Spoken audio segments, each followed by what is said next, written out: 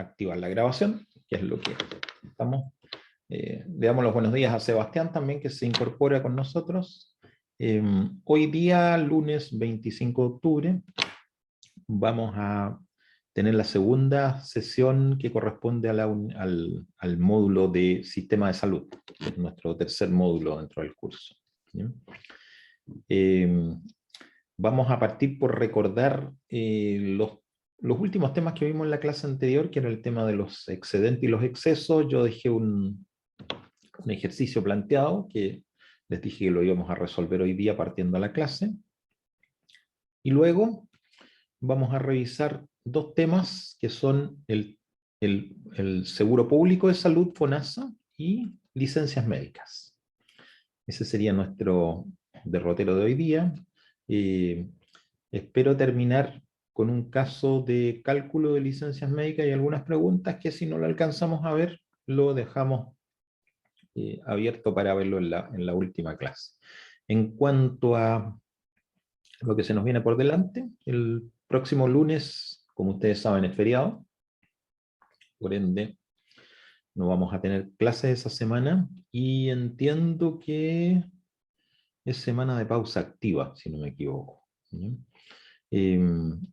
Luego significa que vamos a poder terminar nuestro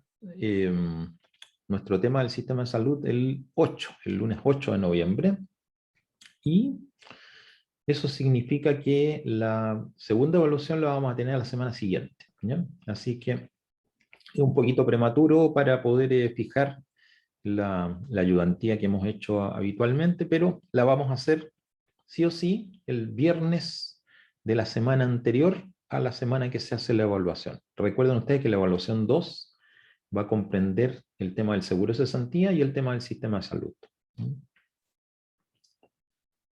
¿Alguna pregunta, chicos, respecto a lo que hemos comentado?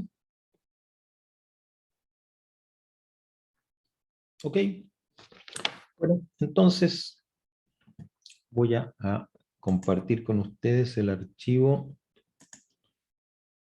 la presentación, ok, que ahí estamos viendo. Perfecto. Entonces, ¿qué es lo que decía nuestro ejemplo? Decíamos, don Juan contrata un plan de salud a la ISAPRE cuyo precio base es de 1,5 UF. ¿Ok? El precio del plan de salud es 1,5 UF. ¿Sí? Él tiene 38 años y una carga. Importante tener en cuenta esto, que el plan de salud lo está cubriendo a él y a una carga que puede ser un hijo, por ejemplo. Puede ser cónyuge si no tiene una actividad laboral, por ejemplo. El precio GES en esa ISAPRE es de 0,5 UF. ¿Okay? Entonces la pregunta es, ¿a cuánto asciende el precio mensual de su plan de salud? ¿Alguien me podría ayudar a resolverlo?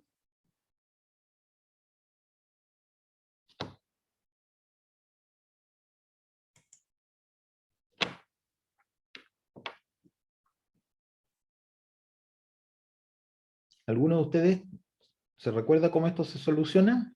¿Ok? ¿No? Bien, veámoslo entonces. Tenemos en consideración que ese es el precio base, 1,5 unidades de fomento. ¿Ok? Para poder hacer el cálculo de cuál es el precio del plan de salud, tenemos que conocer, digamos, previamente lo que es la tabla de factores que se aplica para su edad, ¿okay? De 38 años. ¿Okay? Entonces,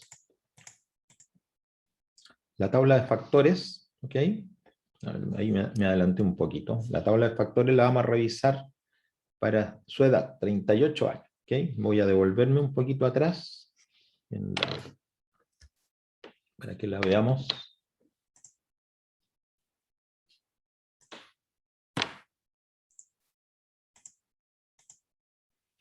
¿Cómo se calculaba esto? ¿Ya? El afiliado, en este caso este caballero, contrata un plan de salud, ¿ok? Que está expresado en un F, y tiene un precio base, ¿ok? ese precio base se multiplica por una tabla de factores. ¿Okay? Que desde abril del 2020 habíamos visto que esa tabla de factores es única para hombres y mujeres. ¿Okay? Y es esta. Entonces, si él tiene 38 años, ¿cuál sería su valor por el hecho de él cotizar? ¿Y cuál sería el valor por el hecho de tener una carga? ¿Cuánto le corresponde a él como cotizante? Estamos mirando la tabla. Si tiene 38 años, ¿cuánto le corresponde?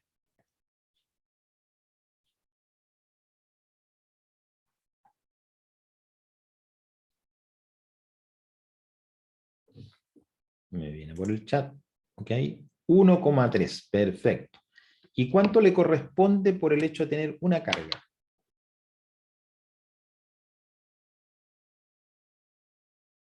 0,9. Perfecto. Entonces, ¿cuál es el factor completo que tenemos que usar? 1,3 por el cotizante más 0,9 por la carga. ¿Ok? Que sería en este caso 2,2. ¿Ok? Voy a volver a esta. Ya vimos entonces que es 1,3 más 0,9. Vamos a volver a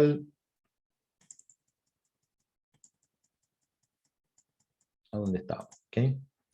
Ahí está. Entonces, si usamos la tabla de factores para su edad, 38, tenemos que los valores son 1,3 por el cotizar, por el ser cotizante, 0,9 porque tiene una carga, y por ende sumamos 2,2. ¿Okay? Entonces, el precio del plan de salud es de 1,5 por 2,2. Y tenemos que además agregar el valor del precio GES. ¿Ya? Eso nos da en total las 3,8 unidades de fomento que están ahí. ¿Cómo sería si él tuviese dos cargas en vez de tener una?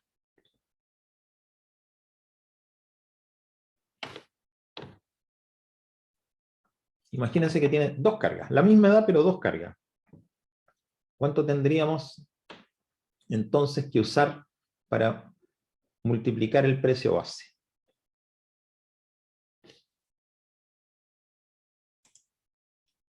1,8. A ver, ya, pero 1,8, Catalina, sería exclusivamente por el lado de las cargas, ¿ya? ¿Ok? ¿Cuál sería el valor completo para multiplicar? El multiplicador de 1,5 sería, ok, 2,2 más 0,9, 3,1, perfecto. Y en ese caso, el valor que tendría que pagar él, en vez de ser las 3,8 UF, sería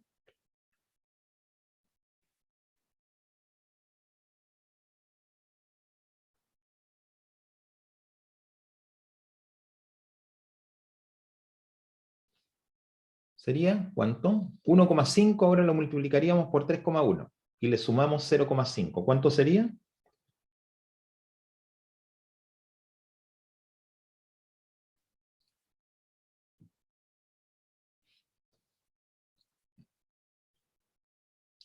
.5 por 3, 5,15. Muy bien, Valentina. Eso es exactamente, ¿ya? Como ven, una carga le significaría 5,15, 1,20 algo, ¿ya? 1,20 y tantos UF más. ¿Ok?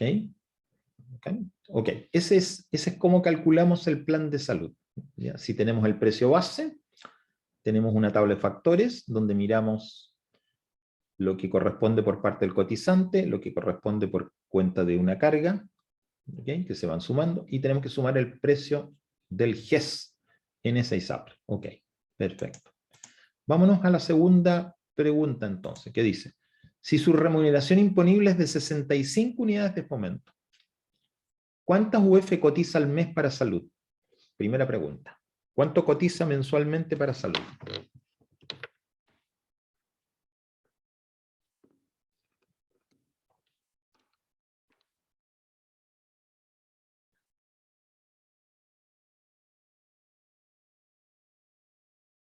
Ya sabemos que el precio del plan de salud de Juan es 3,8 UF. ¿Ok? Ahora la pregunta es, si su remuneración imponible es de 65 unidades de fomento, ¿cuántas unidades de fomento cotiza al mes para salud?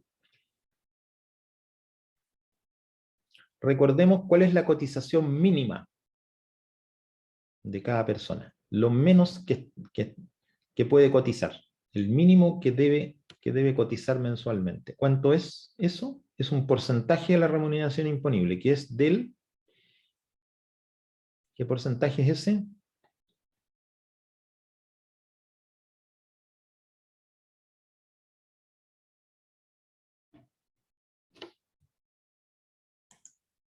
El 7%. Muy bien, Valentina. Entonces, ¿qué tenemos que hacer para calcular ese mínimo posible? Es tomar las 65 unidades de fomento de remuneración imponible y multiplicarlas por un 7%. ¿Ok? Entonces, ¿qué valor nos va a dar?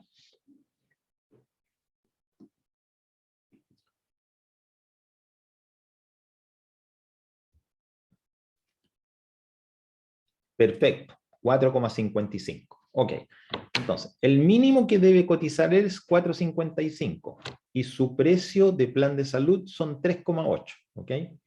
Lo que tiene que cotizar entonces es el mínimo, ¿ya? El mínimo, porque es mayor que los 3,8. ¿Ok? O sea, obligado a cotizar 4,55. Entonces viene ahora la pregunta, ¿tiene excedentes? Recordemos que excedente se llama a la diferencia entre el pago del 7% obligatorio y el costo del plan de salud.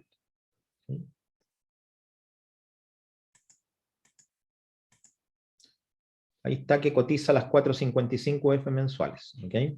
Ahora nos falta ver cuántos son los excedentes que existen.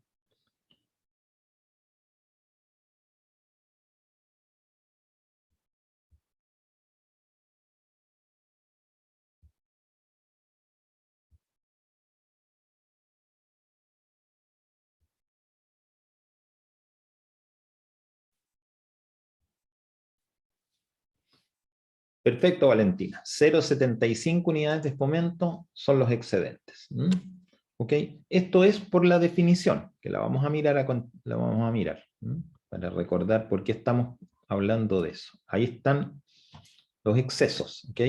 Dice, si la cotización de los excedentes, si la cotización legal obligatoria del 7% de la remuneración imponible supera el costo del plan de salud, eso se llama excedente. ¿Ok? En el fondo, la lógica es, yo estoy pagando 4,55 por algo que vale 3,8. Por ende, hay una diferencia a mi favor de 0,75 que es mía, que es del cotizante. ¿Ya? Y en consecuencia, va a una cuenta corriente individual, que se llama excedentes, tiene varios usos posibles, ¿ya? Puede usarse para pagar copago, es decir, yo voy a comprar un bono y como tengo dinero en mi cuenta de excedentes, en vez de pagar con dinero de mi cuenta corriente o de mi bolsillo, uso mi cuenta de excedentes para pagar. Cotizaciones en caso de cesantía. La persona está cesante, ¿ok? Y la cotización puede usar este valor. También se usa para cotizaciones adicionales voluntarias y para otras prestaciones no cubiertas por el plan de salud, algo que no, digamos, cualquier uso posible, pero también se puede usar para comprar medicamentos. ¿Okay? Es bastante normal que ciertas cadenas de farmacia dicen, use su excedente aquí. ¿Okay?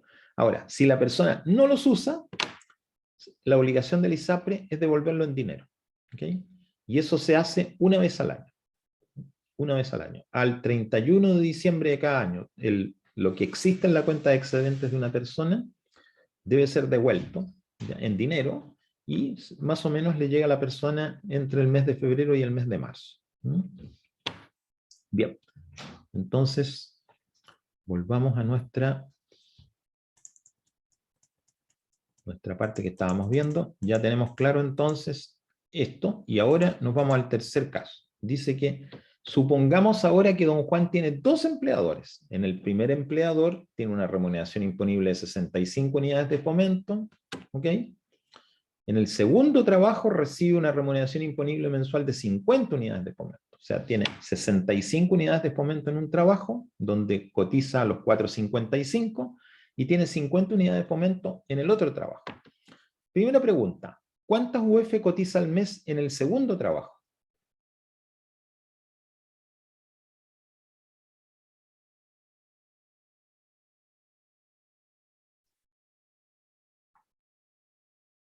¿Cuántas UF cotiza al mes en el segundo trabajo? Recordemos que la cotización mínima, ya lo vimos en el caso anterior, la cotización mínima obligatoria es un 7%, ¿ok?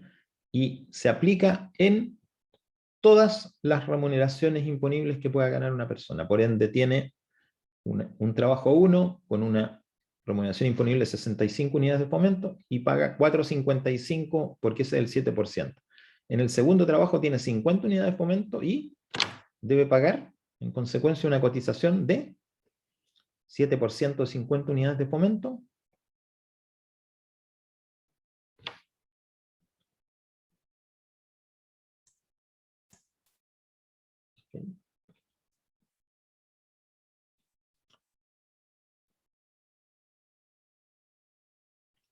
¿Cuánto sería?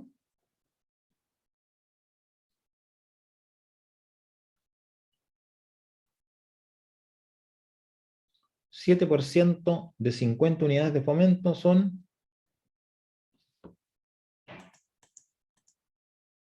ahí está, 3,5 unidades de fomento.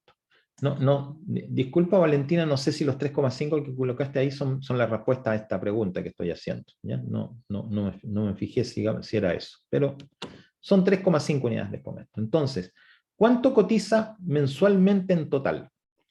En un trabajo cotiza el 7% y son 4,55, en el otro trabajo cotiza 3,5 F. ¿Cuánto cotiza en total para salud esta persona?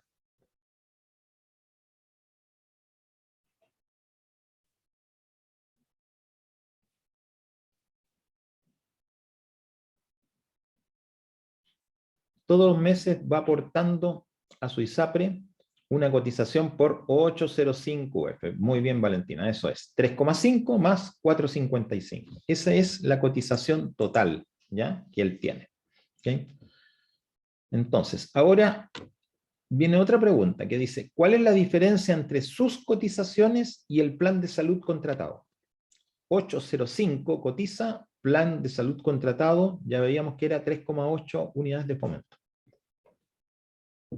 ¿Cuál sería la diferencia entre lo que cotiza? Él paga todos los meses 8,05 F, pero está comprando un plan de 3,8, por tanto, ¿cuál es la diferencia que le corresponde?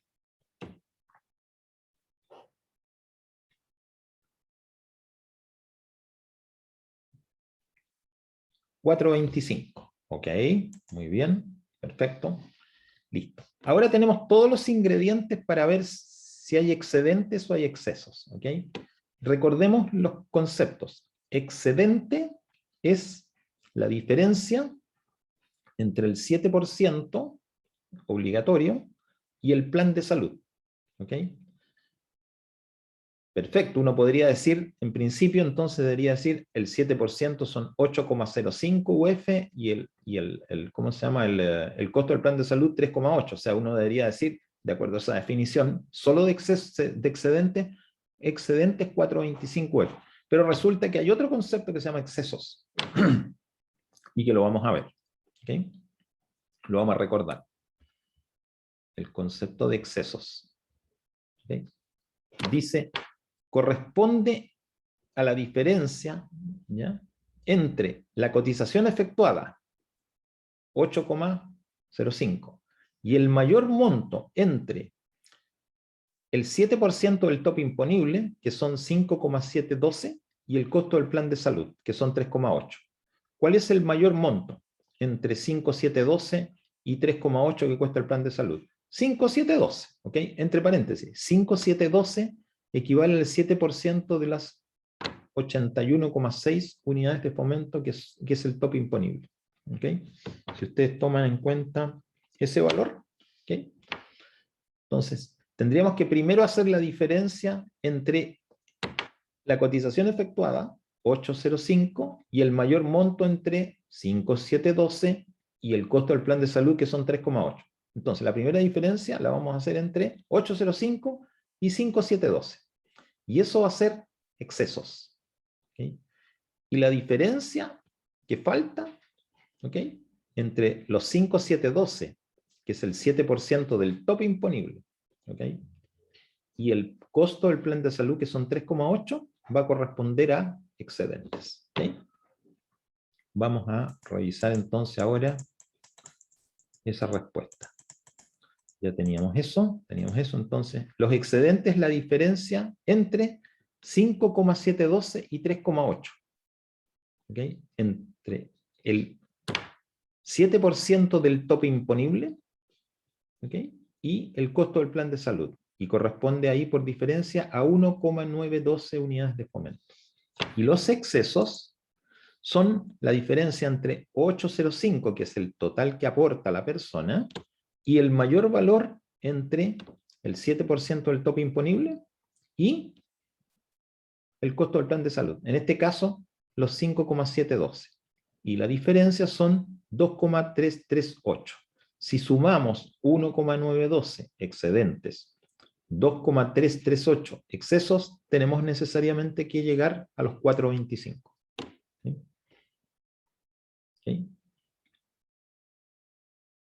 Si ustedes sumen 1.912 más 2,338, deberían llegar a los 425. Porque finalmente lo que estamos haciendo es lo mismo, la diferencia entre el aporte total de 8,05 y el plan contratado 3,8, y lo hemos dividido en las dos partes, que son una parte excedentes, una parte excesos. ¿Sí?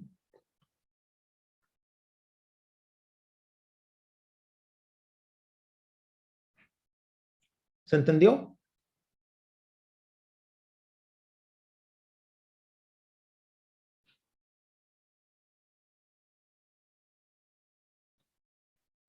¿Se entendió el ejemplo, muchachos? ¿Cómo opera esto?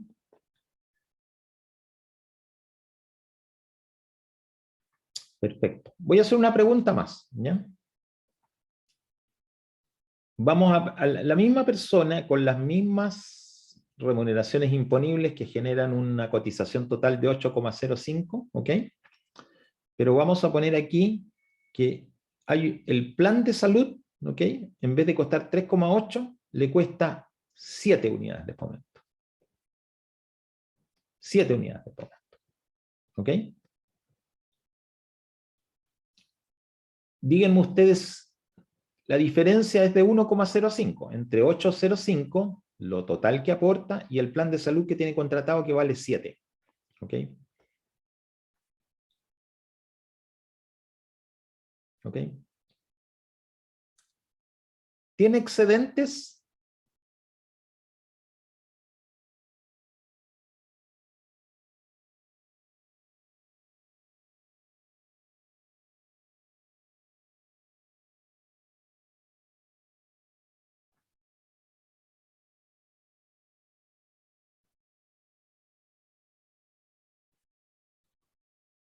¿Tiene excedentes, muchachos?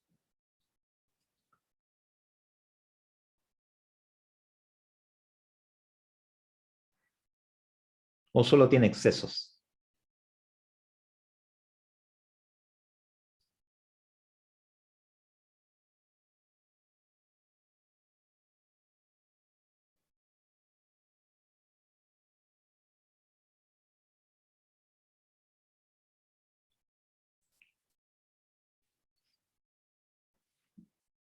Escríbeme lo que piensen, si no importa. Sí tiene, dices tú, Valentina.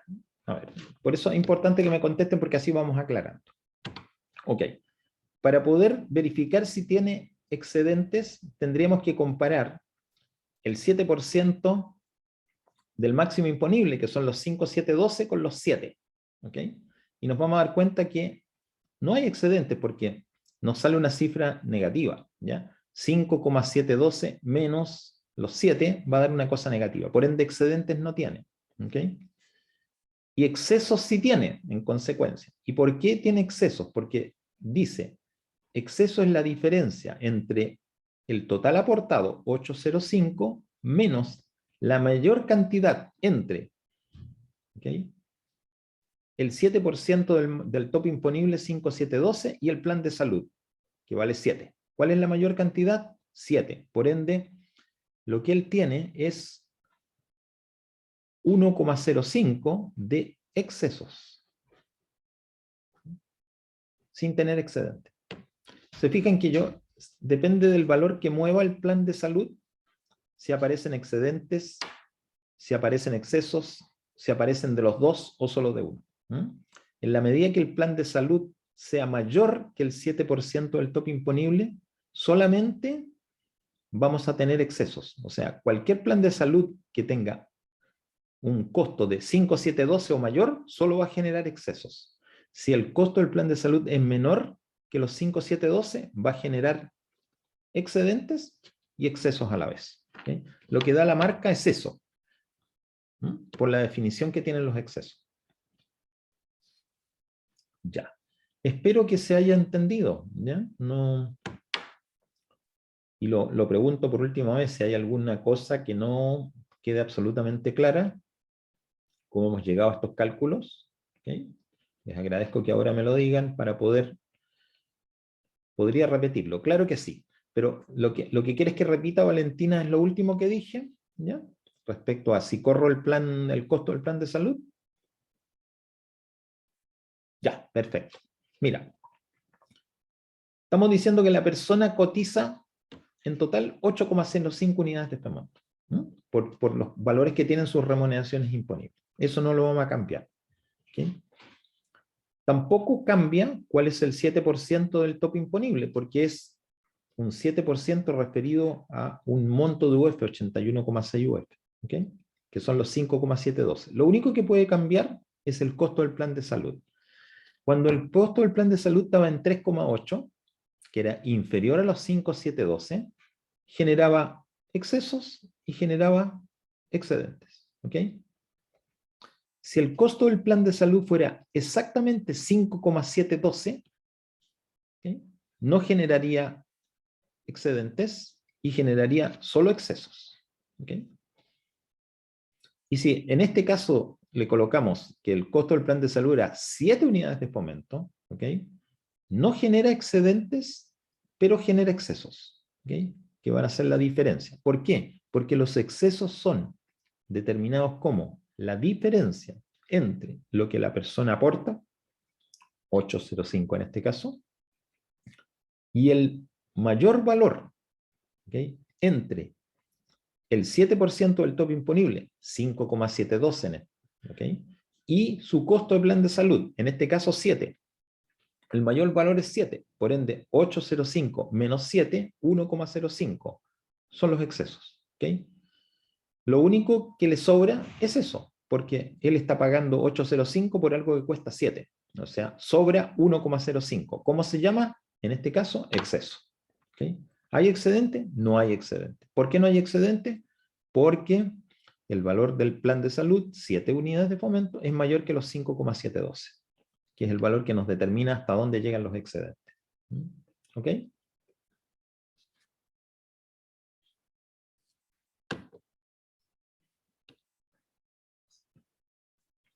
¿Estaríamos o necesitamos hacer otro ajuste en la explicación?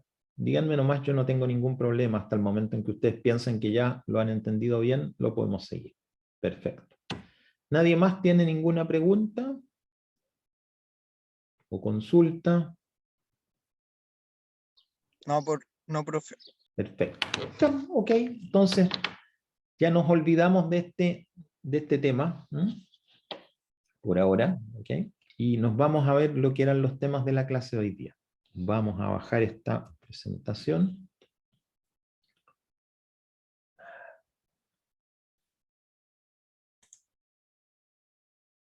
Y vamos a entrar a la otra, a la que nos corresponde hoy día.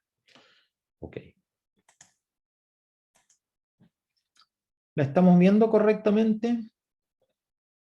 Parte 2 del sistema de salud. Sí. Perfecto. Ok.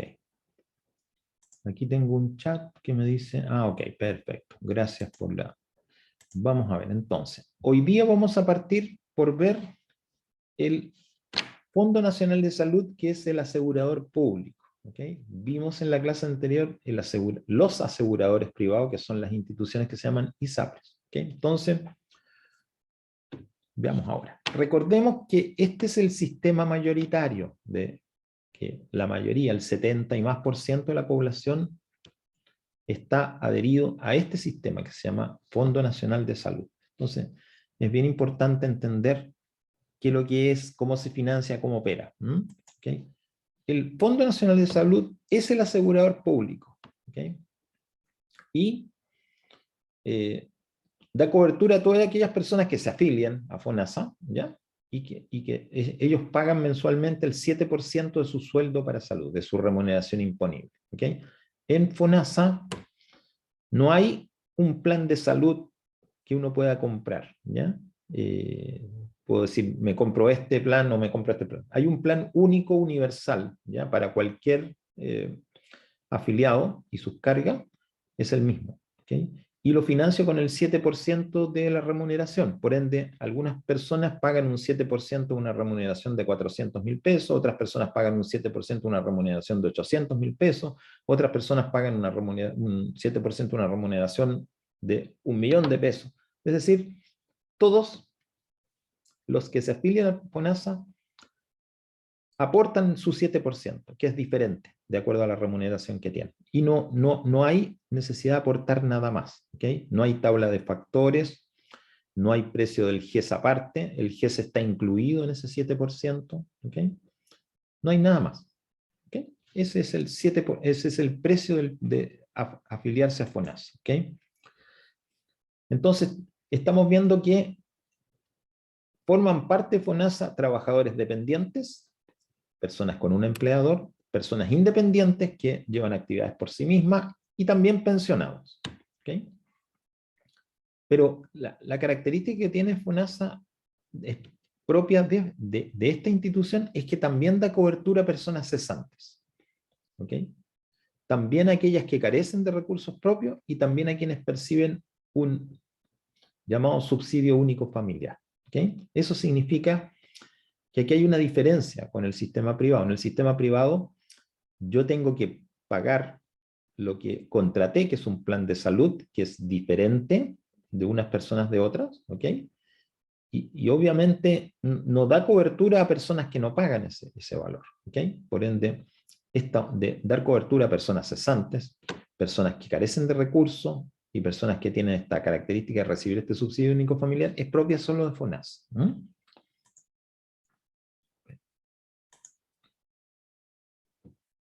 Bien importante considerar que FONASA, la cobertura de salud que entrega a sus afiliados, lo hace tanto en la red pública como en la red privada. ¿Okay? Ojo, el principal lugar donde las personas deben atenderse en FONASA es en la red pública, porque para eso existe la red pública, precisamente. Cuando estamos hablando de la red pública, estamos hablando de un montón de instituciones, de establecimientos, dentro de los cuales podemos mencionar los hospitales, ¿ya? Los centros familiares de salud y los famosos consultorios. ¿Okay? Bueno, ese es el lugar normal donde un afiliado FONASA se va a atender, pero FONASA también ofrece cobertura de salud en ciertos establecimientos privados, ¿ok? Con los cuales, eso sí, tiene que tener convenio, ¿ok? Y lo que hace FONASA en ese caso es que la persona paga, ¿ya? Por ejemplo, un bono por atenderse con un médico privado o hacerse alguna atención en una clínica privada, ¿ok? Y la diferencia entre el valor de la atención y lo que la persona paga, FONASA se lo va a pagar a esta institución o a ese médico. Por eso dice, para poder atender en la red privada, ¿ok? Y en la red pública, compra las prestaciones de salud tanto en el sistema público como en el sistema privado, ¿ok? ¿Qué es lo que estamos tratando de decir? Que FONASA no es prestador, ¿ok? FONASA es asegurador. Los prestadores son las instituciones de salud propiamente tal. Son, como dice acá, los hospitales, los consultorios, las consultas médicas privadas, los hospitales, clínicas, mutuales, laboratorios, etc. Esos son los prestadores. Ahí es donde uno va. Si requiere tomarse una radiografía, si requiere tomarse una muestra de sangre con, qué sé yo, un examen de colesterol, o si requiere hospitalizarse para realizar una cirugía, o si tiene que hacer una consulta médica o incluso en algunos casos una atención dental. Los prestadores son quienes llevan a cabo esas actividades, y los prestadores no forman parte de FONASA, ni forman parte de las ISAPRES, ¿ok? Son los prestadores de salud, ¿ok? Y lo que hacen estas dos instituciones, ISAPRE como instituciones privadas y FONASA como asegurador público, es dar la cobertura, ¿ok? Otorgar el aseguramiento de las atenciones de salud. Uno se relaciona con FONASA o con ISAPRE para efectos de tener cobertura, ¿ok? Y obviamente cuando requiere usar esa cobertura, acude un prestador de salud, ¿ok? Entonces lo que está diciendo acá es que FONASA va a comprar prestaciones de salud tanto en el sistema público como en el sector privado, donde tenga convenio.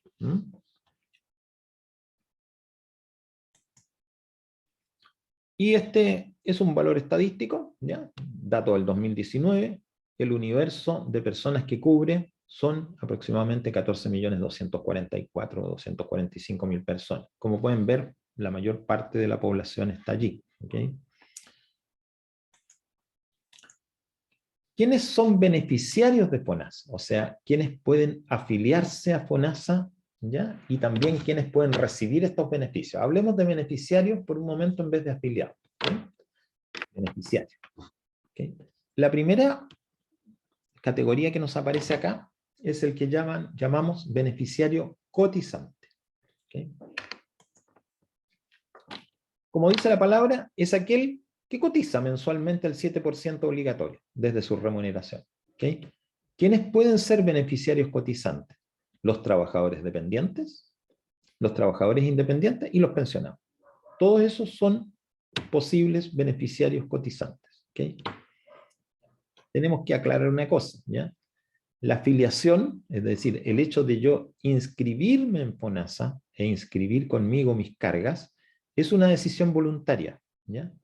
Las personas, y eso un poco lo veíamos cuando revisamos en la primera clase, que estaba escrito en la Constitución, las personas tienen la libertad de elegir entre afiliarse al seguro público o afiliarse a una de las instituciones del seguro privado. Nadie está obligado. La única excepción son aquellas personas que se desempeñan en las Fuerzas Armadas o en las Fuerzas de Carabineros y de Orden, porque ellos sí tienen solamente la posibilidad de formar parte del sistema de salud de sus instituciones. ¿Okay? No están en condiciones de mover su 7% a una de estas otras dos, FONASA o ISAPRES.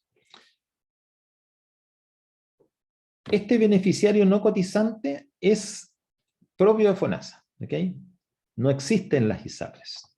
¿Okay? ¿Y a qué se refiere que sea una persona un beneficiario no cotizante? Alguien que no cotiza por carecer de recursos. ¿Okay? Por ejemplo, un indigente. ¿Okay? O porque sus ingresos no son suficientes para cotizar. Aquí, ¿cuándo se supone que los ingresos no son suficientes para cotizar? Cuando son menores al ingreso mínimo imponible. ¿Okay? Es decir, los 370.000 pesos hoy que están dispuestos para esto. ¿Okay? Entonces, cuando tenemos una persona que no tiene recursos, ya sea porque no los tiene, ¿okay? O porque sus ingresos son menores que el ingreso mínimo imponible, esta persona no tiene cómo pagar el 7% teóricamente, ¿ok? Y en consecuencia, si no existiera esta disposición, quedaría al margen de cualquier sistema de salud. Pero no es así. FONASA lo cubre, ¿ok? Y lo entera como un beneficiario no cotizante. Lógicamente, para que FONASA acepte una persona como beneficiario no cotizante, tiene que demostrar su condición, ¿ok?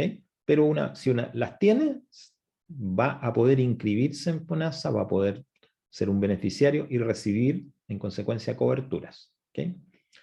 También se considera un beneficiario no cotizante a un trabajador que al término del periodo de su subsidio de cesantía o de desempleo no cuente con una nueva fuente laboral.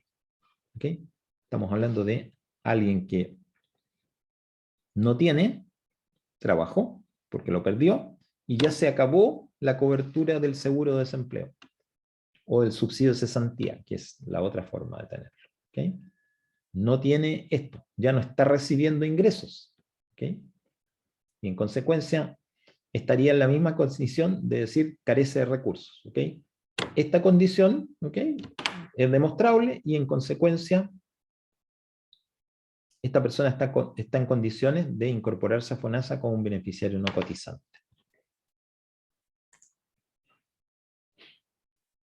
Aquí estamos aclarando algo que ya lo hemos visto, ¿ya? El beneficiario cotizante debe cotizar obligatoriamente para salud un 7% de la remuneración o renta imponible con un tope de 81,6 UF.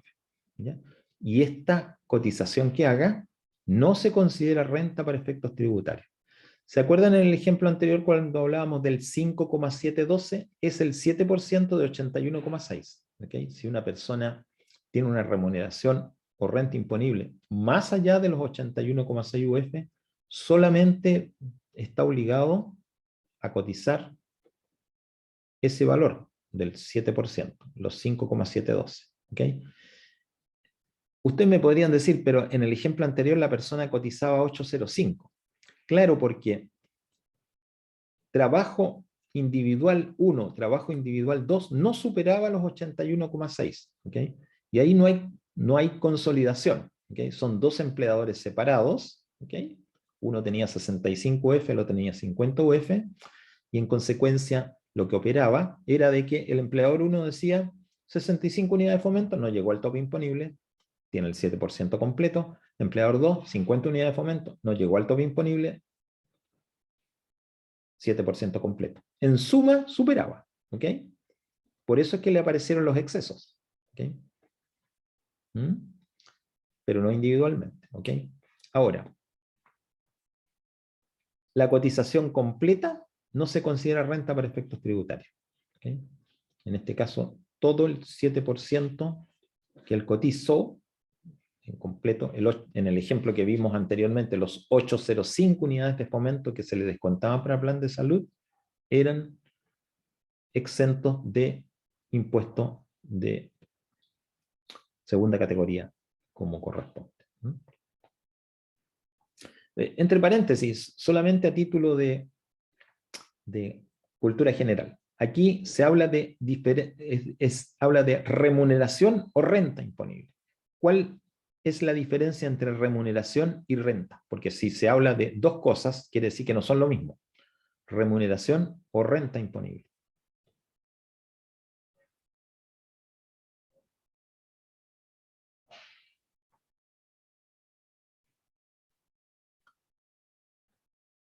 ¿Qué se les ocurre a ustedes que podrían ser la diferencia? Mira, tenemos trabajadores dependientes, tenemos trabajadores independientes y tenemos pensionados.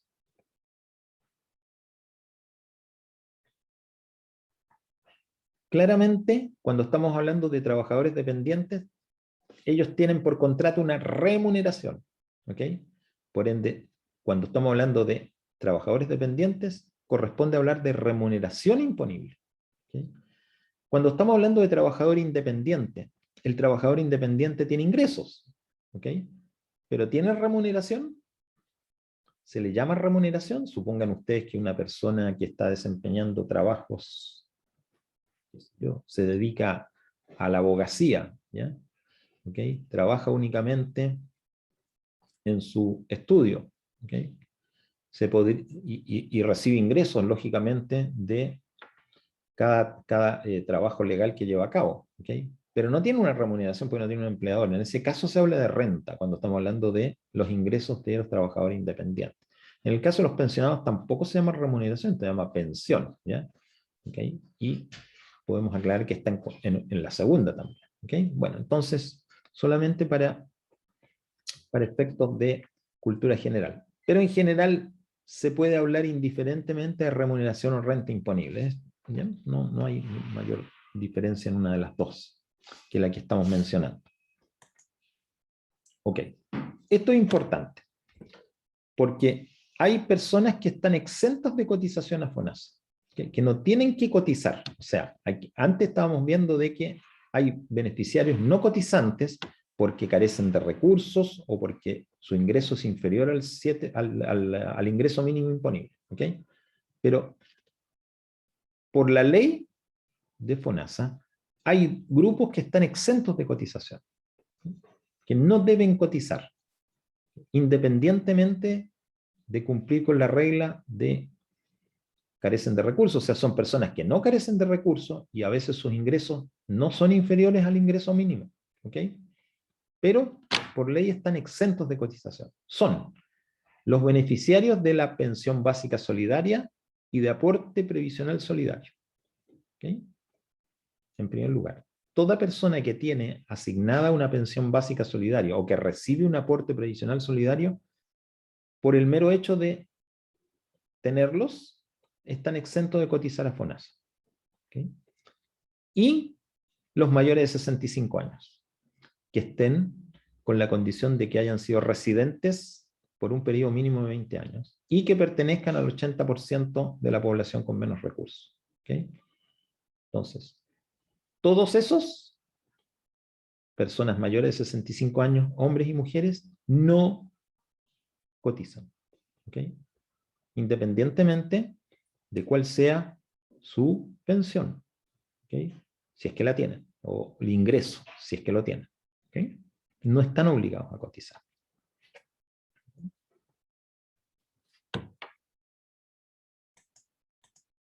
Ahora vamos a ver esta tabla, que tiene la característica siguiente. Toda persona que se inscribe en FONASA, ¿ok? Y que pasa a tener la característica de beneficiario, la institución FONASA lo va a clasificar en uno de estos 4 grupos. Y la importancia de ser clasificados en unos y otros va a tener que ver con lo que está a la derecha, el porcentaje de copago que van a tener que llevar a cabo. ¿Ok? No todos van a tener el mismo copago. Va a depender de la categoría en la cual se los clasificó. Veamos cuáles son. El grupo A dice que son aquellas personas que no tienen recursos. ¿Ok?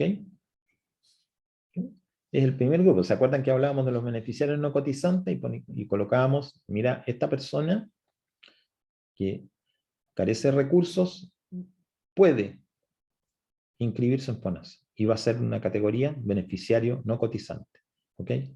Perfecto. Ese grupo A, ¿ok? Está constituido básicamente por ellos. ¿Ok? Hay algunos grupitos extra que son los beneficiarios de pensiones asistenciales, ¿ok? Y los causantes del subsidio familiar, ¿ok? Que son condiciones especiales. ¿Ok? Pero en general, el grupo A son personas que carecen de recursos. ¿Ok?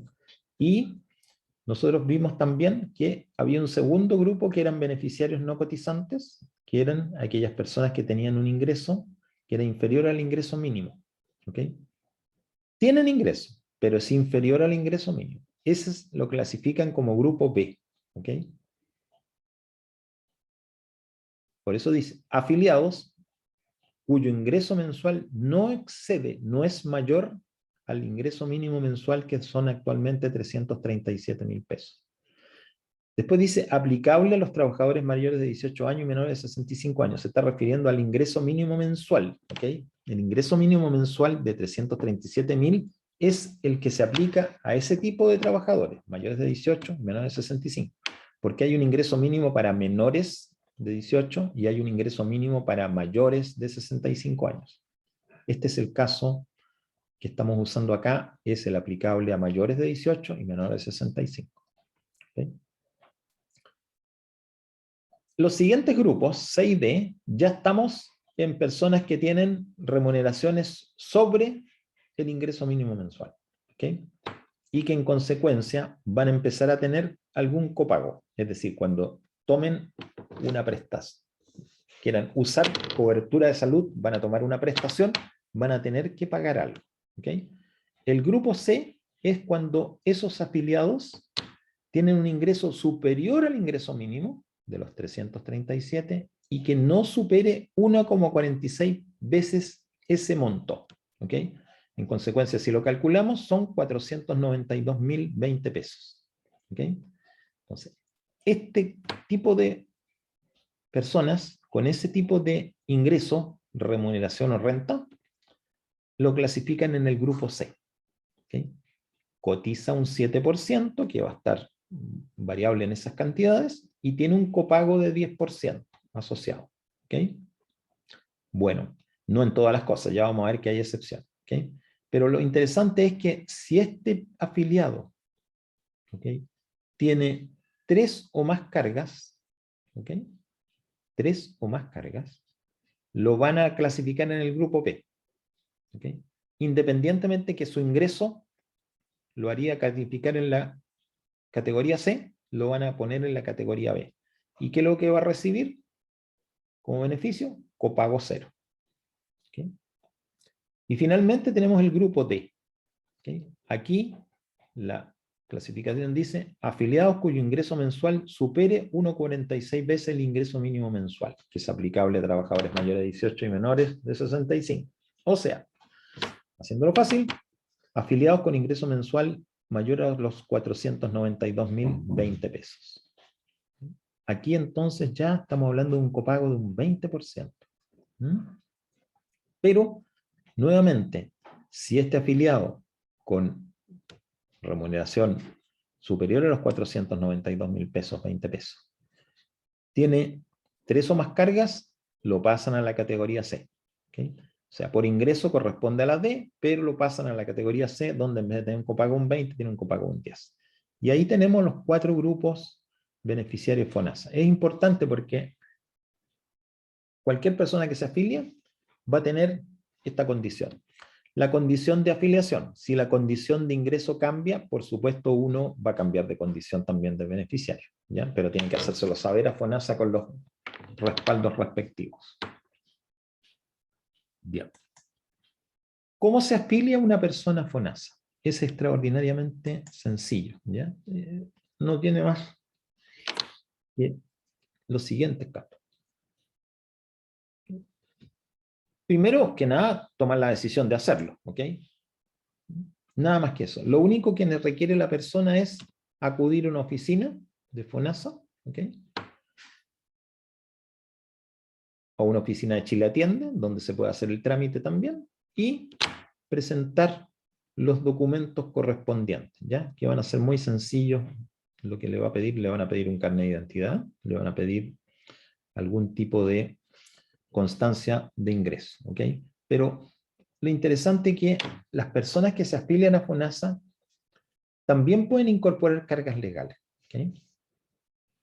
¿Cuáles son las cargas que pueden incorporar?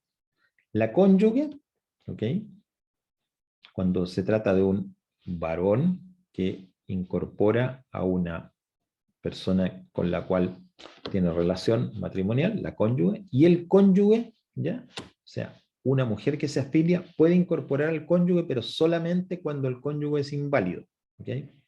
Exigencia que no se hace para incorporar a la cónyuge como carga legal. También se pueden incorporar como cargas legales los hijos propios y los adoptados, hasta los 18 años. ¿Qué pasa después de los 18? Si pueden acreditar la condición de estudiante en una institución de media, universitaria o un centro de formación técnica, lo pueden hacer, y eso significará que el periodo de carga legal va a durar hasta los 24 años. ¿Okay?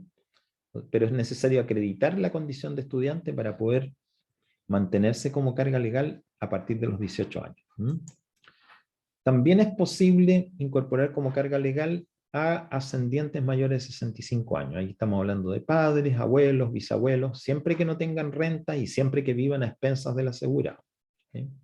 Es la condición que se coloca.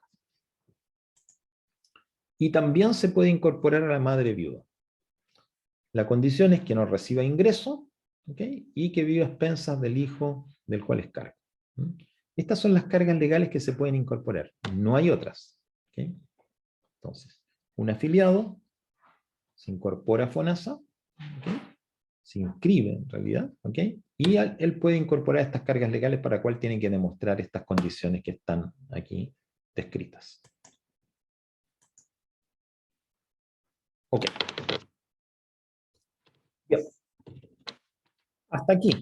¿Dudas, comentarios, preguntas?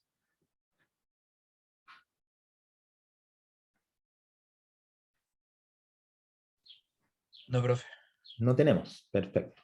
Entonces, bueno, ya sabemos entonces algunas cosas en general.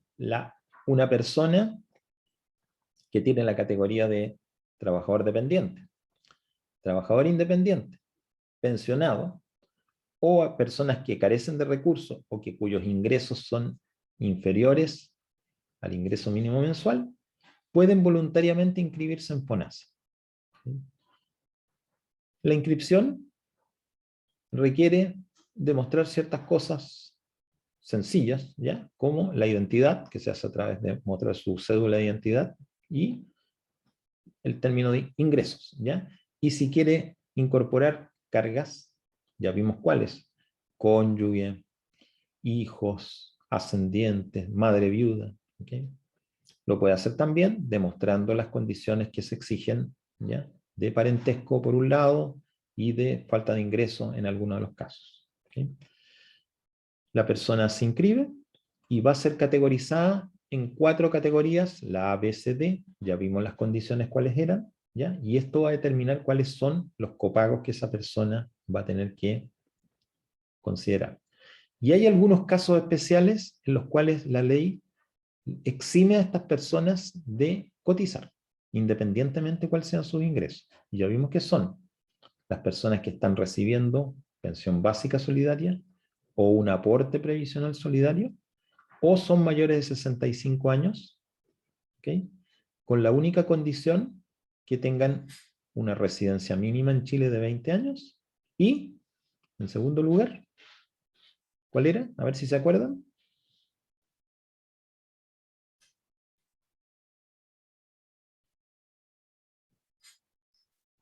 Que pertenezca al 80% más vulnerable de la población, lo cual lo tiene que demostrar, ¿cómo? A través de su registro social de hogares, ¿okay? Bueno, ahí tenemos entonces lo que hace la persona, ¿okay? Y ahora, entonces, llegó el momento en que esta persona que está pagando, ¿okay?, su cotización, o que no está pagando su cotización, pero igual está como beneficiario, ¿okay?, necesita una prestación, ¿okay?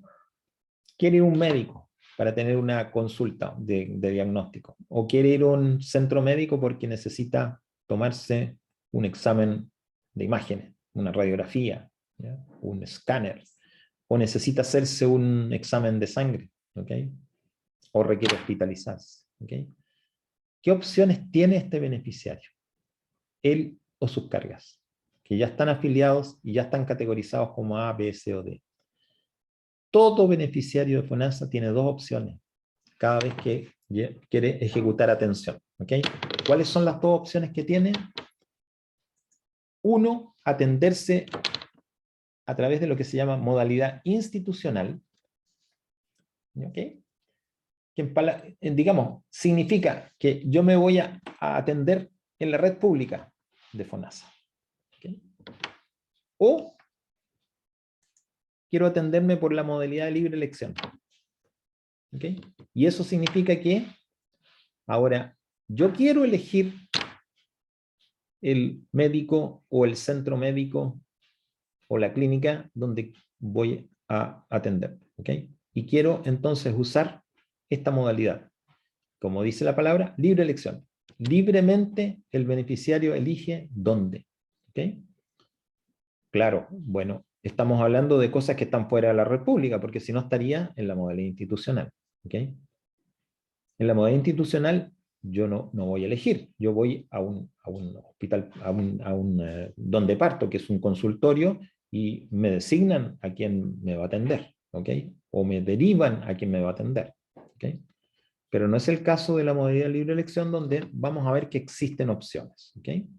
Pero todo beneficiario de FONASA puede elegir dónde va a hacerlo, ¿ok? Lógicamente, no van a ser los mismos los impactos de copago, ¿ok? Miremos primero entonces en qué consiste la modalidad de atención institucional. ¿Sí? Atenderse en la red pública preferente de atención, ¿ok? Eso es lo que significa usar la modalidad de atención institucional. Usar la red pública preferente de atención. Bueno, ¿y qué es lo que es la red pública preferente de FONASA? ¿Ya? Ok. Compuesta por todos los establecimientos públicos de salud del país. Esto incluye hospitales, consultorios, policlínicos, postas, centros de salud, todo, todo, todo, ¿ya? Y además, algunos establecimientos privados que están integrados a la red para la entrega de prestaciones específicas, ¿ya? Son instituciones privadas con las cuales yo tengo un convenio como FONASA y yo puedo derivarlo hacia allá, ¿ok? Ahora, la puerta de acceso, o sea, por dónde entra un beneficiario FONASA a esta modalidad de atención institucional, es a través del nivel primario, que son los, ¿cómo se llama? Los consultorios, ¿ok? ¿Ok? Esos son los puertos. Sí, voy a ver un chat que viene con una pregunta. A ver, dice, Cristian Ponce me pregunta, ¿cuánto es la remuneración mínima para ser cotizante de FONASA? Ok, la respuesta es, no hay remuneración mínima. ¿Ok? No hay remuneración mínima. O sea, cualquiera sea tu remuneración, cualquiera sea, ¿sí? Tú te puedes afiliar a FONASA. Desde una remuneración cero, ¿no sé? Porque estamos hablando de una persona que indigente, ¿ya? Una persona que vive en la calle, que no tiene ningún tipo de ingreso, cero, ¿ok? ¿Ok? Cero, ¿ok? Esa persona puede afiliarse a FONASA, perfectamente, ¿ya? Hasta una persona que tiene una remuneración de la que quieran, ¿ya? Colocar, también puede hacerlo, ¿ok? No hay una remuneración mínima para ser cotizante, ¿ok? Ahora, si me estás hablando de que, perdón, ahí te respondí para decir afiliado. Ahora, si tú me dices para ser cotizante, o sea, para que te obliguen a cotizar el 7%, es aquellas personas que están con una remuneración superior al, ¿cómo se llama? Al ingreso mínimo, ¿ok? O sea, si mi remuneración es ingreso mínimo imponible, 337.000 pesos actuales o mayor, ahí sí yo tengo que cotizar el 7%, excepto que cumpla con la condición de ser beneficiario de una pensión básica solidaria, ser beneficiario de un aporte previsional solidario o tener 65 años de edad o más, siempre que tenga el requisito de residencia y tenga el requisito de ser del 80% más pobre. ¿Okay? En esos casos no me exigen ser cotizante.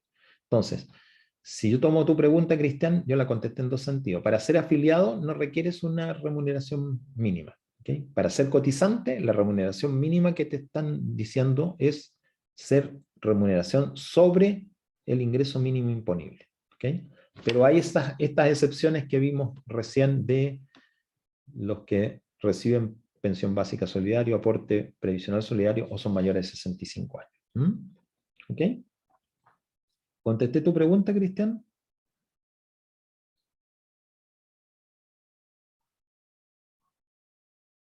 Perfecto. Ok.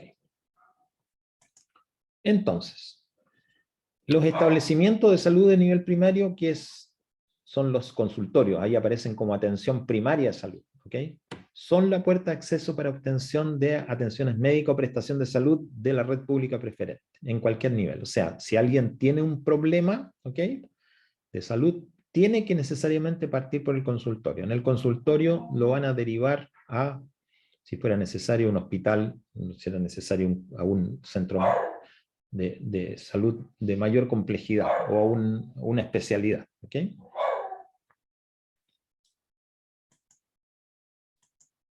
Ahora, ¿quiénes conforman estos establecimientos de atención primaria de salud? Que estamos diciendo, por ahí se entra, ¿ok? Al sistema de atención institucional. Primero están los consultorios generales rurales y urbanos. Están los centros de salud comunitarios. ¿Sí? Están los centros de salud familiar. Están los centros de salud rurales y urbanos. Los centros comunitarios de salud mental. Las postas y estaciones médicas rurales. Todos estos, ¿ok? Establecimientos que conforman esta red llamada atención primaria de salud son el lugar por donde uno entra a la modalidad de atención institucional de FONASA. ¿Okay? Ahora, lo que dice la ley es que los beneficiarios tienen que inscribirse obligadamente en el consultorio más cercano a su domicilio o lugar de trabajo. ¿Okay? Ahí es donde están enrolados. ¿Okay? Entonces, ya vimos que uno de estos afiliados de FONASA, beneficiario le hemos llamado, porque incluye al que cotiza a sus cargas o a los que no cotizan porque están exentos de cotización, ¿okay? Han elegido esta modalidad de atención institucional. ¿Ya?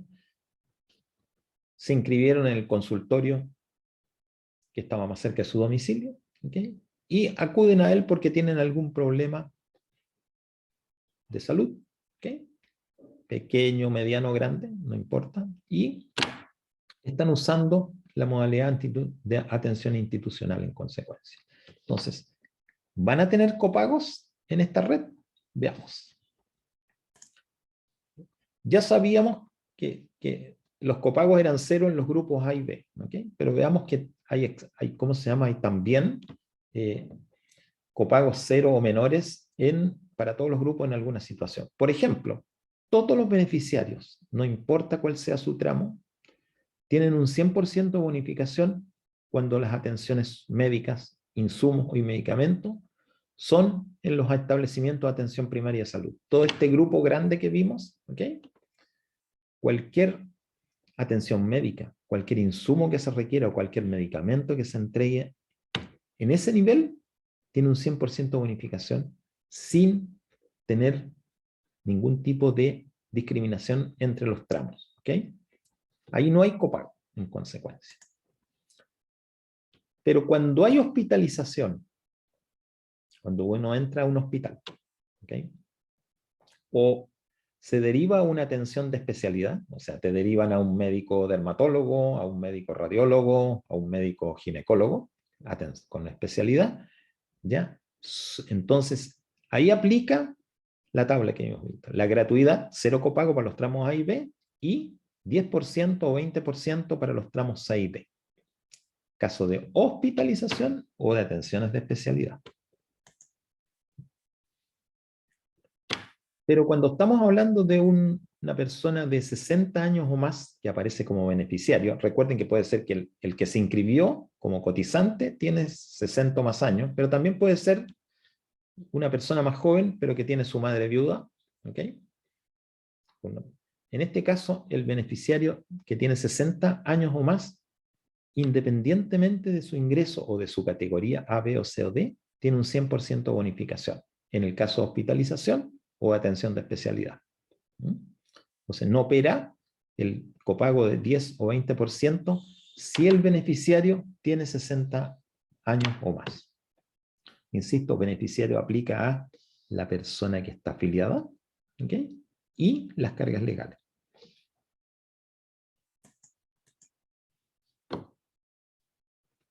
Hay otra condición en la cual no hay copago si la atención es institucional para ninguna categoría. Es cuando digamos, la atención médica, ¿ya? El tema para el cual se está usando la hospitalización o usando la consulta de especialidad está asociada a una patología llamada catastrófica. ¿Okay? Bueno, ¿por qué se les llama catastrófica? Porque son situaciones de salud que tienen alto riesgo para la persona y alto costo. ¿Ya? Están, digamos, regladas cuáles son. ¿Ya? En consecuencia, si lo que yo estoy acudiendo a través de la modalidad institucional tiene esta categoría de ser una enfermedad catastrófica, tampoco va a haber copago. ¿Okay? Tanto en el caso de hospitalización como en el caso de atenciones de especialidad. ¿Okay? Ahora, las atenciones médicas, insumos y medicamentos en hospitales. ¿Okay? O sea, ya no estamos hablando de la hospitalización, sino que de este caso, me hospitalicé, ¿okay? Porque debo tener una cirugía, ¿okay? Estoy en los tramos A y B, sabemos, no tengo copago, ¿okay? Estoy en el tramo C, tengo un copago de un 10%, estoy en el tramo D, tengo un copago de un 20%. ¿Okay? ¿Copago sobre qué? Sobre un valor que está especificado en un tema que se llama arancel FONASA, que ya lo vamos a revisar a continuación. ¿Ok? Bueno, esas atenciones médicas, los insumos y los medicamentos que se entregan en los hospitales, ¿ya?, a causa de una hospitalización, vuelven a ser gratuitas para los beneficiarios del tramo A y B y los mayores de 60 años, por la condición que ya habíamos visto antes. ¿Ok? 40% de copago para los del tramo C,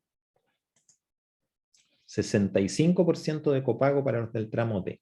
¿Ok? De aquí la importancia de que si una persona está en el tramo C y tiene 3 o más cargas, puede pasarse al B y automáticamente estaría gratuito, que en la parte que estamos viendo. Las atenciones odontológicas otorgadas en los establecimientos de nivel secundario y terciario. ¿Okay? Recuerde que en los primarios no tiene costo. ¿Okay? Pero cuando estamos en el nivel secundario y terciario, o sea, ya estamos hablando de hospitales propiamente tal, ¿ya?, o centros en este caso, siguen siendo gratuitas para los beneficiarios del tramo A y los mayores de 60 años. ¿Sí? En el caso del grupo B, por primera vez aparece un copago, 30%. Grupo D, 50% de copago. Grupo D, 80% de copago. ¿Okay? ¿Okay? Ya estamos viendo entonces aquí que la atención odontológica tiene un gasto mayor asociado a la persona, ¿ya?, porque los copagos son mayores. Bien, antes de pasar a la modalidad de libre elección, entonces, en resumen, una persona que está afiliada a FONASA y que afilió a sus cargas, la categorizaron en un grupo A, B, C o D, quiere atenderse por la modalidad de atención institucional, ingresa por un establecimiento de los llamados de atención primaria de salud. ¿Okay? Todo lo que allí reciba, ¿ya?, tanto atención médica como insumos como medicamentos, va a ser gratuito, no va a tener copago.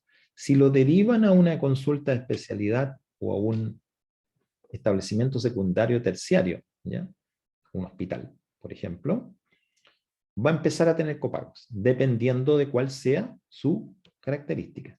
Pero cualquiera sea su categoría, si es mayor de 60 años, va a tener gratuidad y cero copago, ¿ya? Y va a empezar ya a operar el tema de si tengo que pagar un 10% de copago, si tengo que pagar un 20% de copago o no. ¿Okay? Ya vimos que también cuando se trata de atenciones médicas, ¿okay?, se trata de atenciones médicas, medicamentos e insumos dentro de la hospitalización, aparecen copagos asociados a esta situación. Y también en el caso de usar atenciones odontológicas que no sean en los establecimientos primarios de salud, también va a haber un copago, ¿okay?, en algunos casos. La segunda opción que tiene la persona es la modalidad de libre elección. ¿Okay? Una pregunta para ustedes. ¿Por qué alguien que está afiliado a FONASA y que tiene copagos relativamente bajos, ¿ya?, o ningún copago en la atención institucional, ¿por qué querría ocupar modalidad de libre elección, donde va a tener que pagar? ¿Qué piensan ustedes? ¿Por qué habría de usar una modalidad de libre elección?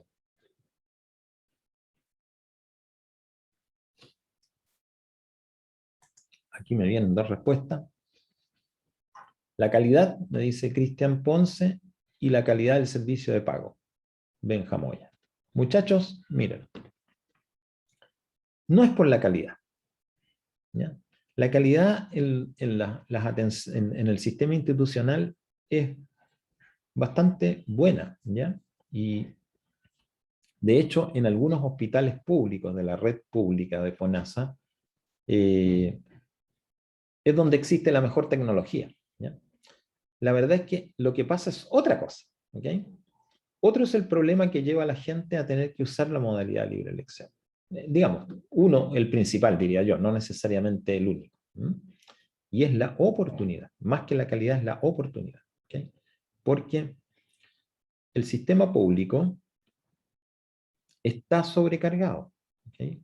Por el hecho de que tiene una cantidad de demanda que es muy importante, porque ya vimos que son 14 millones de beneficiarios. ¿Okay? Por ende, tenemos una relativa sobrecarga sobre este sistema, lo que hace que yo no tenga la posibilidad muchas veces de poder obtener una atención oportuna. ¿Okay? Yo voy al consultorio, ¿okay? Y a veces en el consultorio ya cuesta encontrar la atención inmediata. ¿Okay? No está, no sé si a eso le llaman ustedes la calidad del servicio de pago. ¿Okay? No sé, quizá eso es lo que quisieron decirme, pero no lo interpreté como tal. Entendí como calidad que uno tenga equipamiento de buena calidad, equipamiento de punta, etcétera. Eso lo tiene uno. Quizás donde, sin duda alguna, la situación en la red pública diferencia bastante de la red privada es la hotelería, ¿okay? Porque las instalaciones no son de última generación en ese sentido. Pero la parte tecnológica de salud sí se privilegia bastante. Pero la oportunidad es el problema. Y ahí es donde aparece el tema de las listas de espera, ¿okay? Que muchas veces una persona requiere una atención, una prestación de salud, y estas prestaciones pueden demorar meses en que se lo den. ¿Okay? Y obviamente eso causa en las personas que si tienen la capacidad de pagar para obtener en forma más rápida una atención de salud, lo van a hacer. Y por eso existe esta posibilidad de libre elección, esta modalidad especial. ¿Okay? Vamos a desarrollarla entonces. Lógicamente, la modalidad de libre elección no se hace en los hospitales institucionales, ¿ya? Sino que se hace fuera. ¿Okay?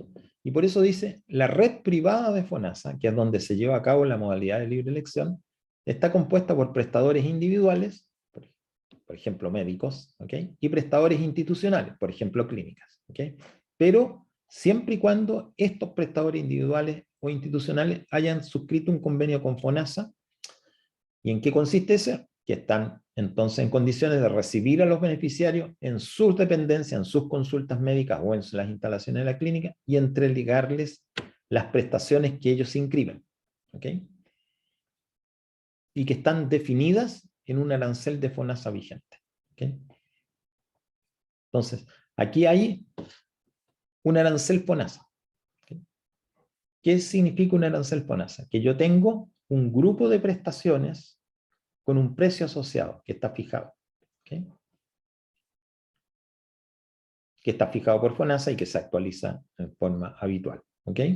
Entonces, el prestador individual, por ejemplo, el médico, ¿ya? Un médico al cual uno puede acudir para una consulta médica, ¿ok? Tiene que estar inscrito como prestador de FONASA y tiene que categorizarse. ¿Okay? Vamos a ver en qué consiste eso. Un poco. Veamos. Estas prestaciones que estamos hablando van desde consulta médica, exámenes de laboratorio e imágenes, procedimiento diagnóstico y terapéutico, hasta hospitalizaciones e intervenciones quirúrgicas y obstétricas. O sea, todo tipo de prestaciones pueden estar definidas, si están definidas en el arancel de FONASA, se pueden entregar. Ahora, también hay una muy interesante que está definida en el arancel y es la que se denomina tipo PAD o pago asociado diagnóstico. ¿Ok? Lo cual significa que yo tengo un precio establecido previo para atenderme por una determinada situación. Por ejemplo, si quiero hacerme una intervención quirúrgica determinada y está definida en el PAD, ¿okay? Yo sé que voy a pagar una cantidad de dinero fija independientemente de que pueda tener alguna complicación y que requiera mayor tiempo de hospitalización o mayor uso de insumos. ¿Okay? No es una cuenta abierta, es una cuenta completamente conocida y cerrada. Por eso es que es interesante porque el paciente que ingresa para esta prestación PAD sabe exactamente lo que va a pagar. ¿Okay? A diferencia de una persona que entra a una clínica privada sin esto, ¿okay? y que muchas veces no sabe exactamente lo que va a pagar porque puede tener una complicación que implique un mayor tiempo de hospitalización, ¿sí? Por ejemplo. Ahora, los copagos en la modalidad de libre elección de FONASA no dependen del tramo de ingreso del beneficiario, o sea, no tienen nada que ver con si yo estoy en A, B, C o D. ¿Okay? La única condición es que los categorizados en A no tienen derecho, de acuerdo a la ley de FONASA, a usar modalidad de libre elección. Por ende, toda esta modalidad de libre elección está limitada a beneficiarios B, C y D, exclusivamente. Ahora, ¿cuál es el copago? El copago depende de dónde se inscribió el prestador individual o institucional. ¿Okay? Él elige el médico que quiere estar como prestador de FONASA como modalidad de libre elección. Él se inscribe en FONASA y determina cuál es su categoría. ¿Okay? Y su categoría, ya vamos a ver que tiene 3 posibilidades. ¿Okay? Consecuencia, yo elijo como beneficiario FONASA, si es que tengo entre los médicos que están disponibles e inscritos, elijo si quiero uno tipo 3, uno tipo 2 o uno tipo 1, siempre que hayan inscrito a los 3. ¿Okay? Entonces, existen 3 niveles de inscripción. ¿Okay? Nivel 1 tiene menor capacidad y copago más bajo. Y nivel 3 tiene mayor capacidad de infraestructura y valor más alto. ¿Okay? Pero, insisto, es el médico o la clínica la que se inscribe en el nivel. ¿Ya? Y de eso depende cuál va a ser el copago que vamos a tener. En general, el financiamiento es de un 50% de la prestación. ¿Okay? En general, no necesariamente solo eso. ¿Okay? El 50% de la prestación es el copago del valor del arancel FONASA, porque, insisto, aquí la prestación está categorizada y está con un precio determinado. No es lo que quiera cobrarme cada prestador. No, eso está categorizado. ¿Y cuánto voy a pagar yo? Va a depender si me inscribo en nivel 3, 2 o 1. ¿Okay? Y lo voy a saber previamente. ¿Ya? Tampoco va a haber sorpresa acá. ¿Okay? ¿Qué excepciones hay?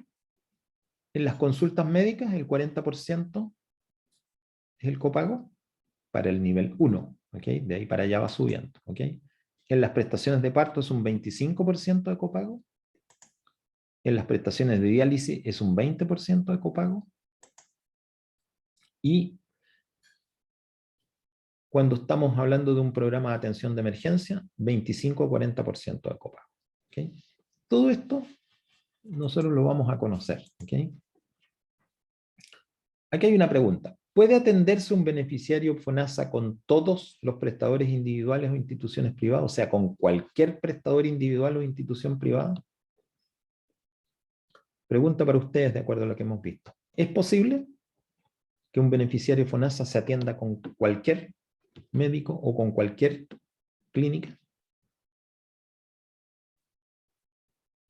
Vean bien la pregunta, ¿eh? Porque la respuesta hay que hacerla de acuerdo a lo que se está preguntando. Veamos qué nos contesta. Cristian Ponce me dice que solo con los que estén en convenio con FONASA. Ok, Cristian. Ok, pero mira la pregunta cómo está hecha. Tu respuesta es lógica, pero la pregunta tiene una particularidad. Dice, ¿puede atenderse un beneficiario FONASA con cualquier prestador individual o institucional? La respuesta es sí. Sí puede atenderse con cualquiera. ¿Okay? Pero, ojo, lo que ahí deriva es que si yo me atiendo como beneficiario FONASA con un médico o una clínica que no esté inscrita, ¿okay? Yo pago todo. Tengo que sacar de mi bolsillo todo. Tengo que pagar como particular, como dice Benja. Muy bien, ese es exactamente. Tendría que pagar como particular. Si me voy a un médico o a una clínica que no tiene convenio con FONASA, FONASA no me va a reembolsar nada. ¿Ok? Porque me dice, mire, a usted yo le doy la posibilidad que vaya a la red pública. Temblor. O tengo la posibilidad de que usted, por modalidad de libre elección, elija un médico o una clínica a las que yo le pongo en disposición. ¿Okay? Y En consecuencia, si me atiendo fuera, no tengo ningún tipo de reembolso, no tengo ningún tipo de bonificación. ¿Ok? Entonces, la lógica es que un beneficiario FONASA use un prestador individual o privado en convenio, si no quiere atenderse en la red privada, en la red pública, perdón. ¿Ok? La pregunta la hice precisamente porque tiene esta pillería, ¿ya? De interpretar exactamente cuál es la forma. Por eso dice, no, no puede, ¿ya? Solo se puede atender con prestadores privados que han suscrito un convenio con FONASA en la libre elección, pero si lo hace fuera, lo paga como particular. ¿Ok? ¿Qué pasa si un beneficiario FONASA no tiene recursos para pagar su prestación? ¿Sí? Ojo. Puede ocupar lo que se llama un préstamo médico. ¿Ok? Y con este préstamo médico que le hace a la misma institución FONASA, puede financiar parte o la totalidad del valor del copago. ¿Okay? Es decir, por ejemplo, una persona tiene que hacerse una intervención quirúrgica. ¿Okay? Supongamos que es una intervención de apéndice. ¿Okay? Listo. Y esta persona va a elegir una clínica privada con convenio donde le ofrecen este programa asociado a diagnóstico con un valor fijo por la intervención. ¿Okay? Y no tiene el monto como para poder pagar su copago. ¿Okay? Entonces lo que dice FONASA es, usted puede usar un préstamo que yo le voy a hacer, ¿okay? Puede financiar todo o parte de ese copago. Lo que sí es que los préstamos médicos que hace FONASA están limitados ¿a qué? A financiar copagos de pago asociado a diagnóstico, la adquisición de órtesis, la hospitalización siempre y cuando tenga mínimo una noche, las urgencias, los tratamientos psiquiátricos, de radioterapia o de quimioterapia. O sea, no cualquier cosa. ¿Ya? No puedo yo, por ejemplo, en una consulta médica, en la cual elijo libre elección, pedir un préstamo para pagar el copago. ¿Ya? No funciona con esa parte.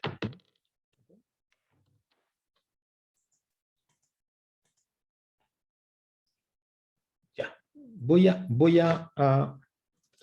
dejar esto para el inicio de la segunda sesión, donde vamos a mirar cómo funciona esto mirando la página de FONASA. Cómo funcionan los prestadores en convenio y los cálculos de valores. Cómo es un arancel FONASA, vamos a mostrar el arancel, vamos a mostrar las consultas, pero lo hacemos cuando volvamos a las 12 en punto, ¿ya? Y ahí vamos a ver estos dos ejemplos de modalidad libre elección y después ya nos pasamos a la licencia médica. Así que muchachos, vamos a dejar de... Ahí está. Y vamos a...